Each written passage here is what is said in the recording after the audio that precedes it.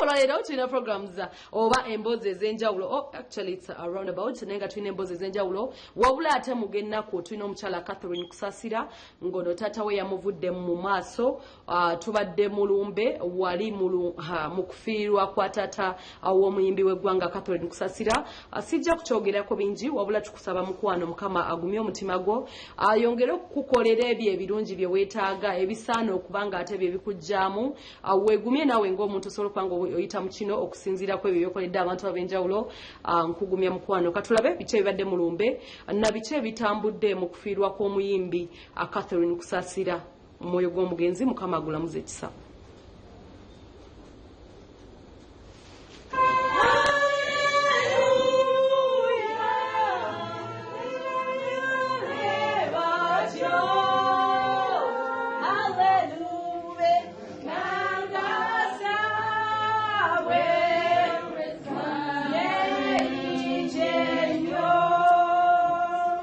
Mami nga kitalo. Kitalo nyamukwano. Kitalo munaye kwena kwena. Nze yabadde mu mbeera ki? Tabadde mulwadde kiza gamati abadde mulwadde bw'obadde twabumanyira. Aludde ne pressure. Aludde ne pressure myaka gyonna. Twatandika okuba na jaddu. Ali ne pressure ne sukali.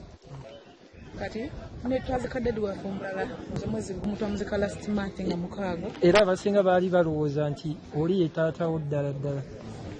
Kakati dadi waffe yali asememba dadi kati netwamuzika last month mu mwezi ogwokutaano ennaku z'omwezi nga mukaaga yafanga 5 tumuzika taata wange dadi nti abadde mulwadde for a long time bade twali twabumanyire wa pressure ne sukaali naye nga akatambula ku ddagala nga bulamu era mugumu abadde mugumu naye okoosa jjo yagana awulyamu nga tawulya bulungi mu ngeri y'okusa n'okubeera nti kitawulya bulungi ne bamwanga ne bamutwala mu ddwaliro e Lubaga bamutwala ne bamwangula ne bamutwala e Lubaga then batugamba nti bamusanze pneumonia yadafunyemu pneumonia mu mawuggwe ne bamutuusizaako oxygen kati oxygen jjo ku makya wabadde bukya tadde teyalwaye ng'afa.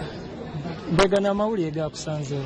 Amawulire gano gansanze waka makya nyenyonyo sawa 12 ne mugana mu ddwaliro twamanya nga bamutwala naye nga tumanyi bye bulijjo bajja mukomyawo era nga tuli bagumu twatulidde akaida emyaka kiramu wali kinaku ky'abaana be yali mubaziika ate babangiziseeyo atulina okusomozebwa kw'amaanyi kubanga dadi yabadde asinga okujajja buli kimu situmanyi oba tusa Mukama Katonda amuvumye kubanga si byangu. Dadi afiiridde ku myaka eno? Dadi abadde alina emyaka nga 60 yeseba teekateeka z'okuziika kati tubadde Kiwazi ewakiso naye tumaze okusaba mu kyaki kino kuba nekyaki abaddewo. Dadi yabadde abeere ne Kiwazi? Dadi yabadde abeere ne Kiwazi gye yasenga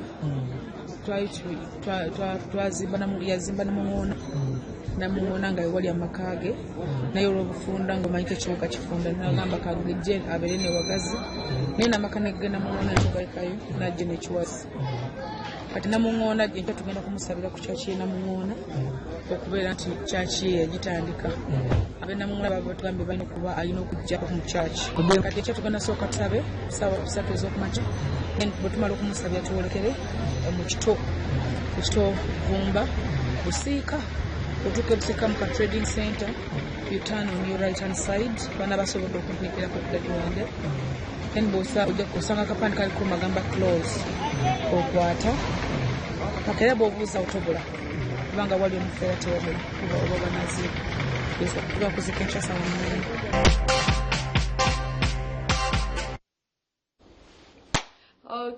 Okay, tukugumya darling era nga twogera okugamba nti Mukama akugumye era ne family y'omugenzi baganda ba Catherine Kusasira Mukama bawo omutima omugumu ensonga ezo ansuubira nti ennaku embi tuziyitamu n'ennaku ennungi tuziyitamu naye bigamu ki nti mu bulamu tulina okubeera happy era nga tulina ennaku ze tugenda okubeeramu nga tetuli basanyufu n'olwekyo Catherine Kusasira tukugumya muganda waffe wabula ate omukulu Katolo